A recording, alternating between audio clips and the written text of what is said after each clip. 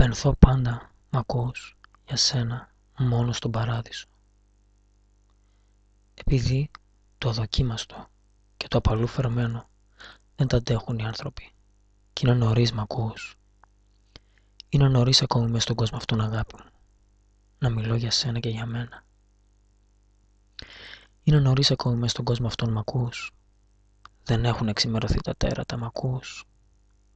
Το χαμένο μου αίμα και το μητερό μ' ακούς μαχαίρι, σαν κρυάρι που τρέχει μέσα στους ουρανούς και των άστρων τους κλόνους τσακίζει, μ' ακούς.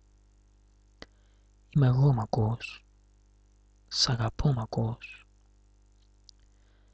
Έτσι μιλώ για σένα και για μένα, επειδή σ' αγαπώ και στην αγάπη ξέρω να μπαίνω σαν πανσέλινος από παντού. Θα γυρίσει αλλού τις χαρακές της παλάμης η μοίρα, σαν κλειδούχος. Μια στιγμή θα σε κατατεθεί ο καιρός. Πώς αλλιώς, αφού αγαπιούνται οι άνθρωποι. Πώς αλλιώς, αφού αγαπιούνται οι άνθρωποι. Πουθενά δεν πάω, μ' ακούς. Δεν θα φύγω, δεν σ' αφήνω, μ' ακούς. Ή κανείς, ή κι οι δυο μαζί, μ' ακούς.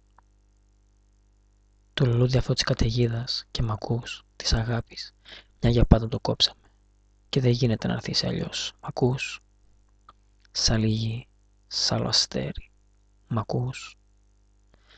Δεν υπάρχει το χώμα, δεν υπάρχει ο αέρας που αγγίξαμε ο ίδιος, μ' ακούς.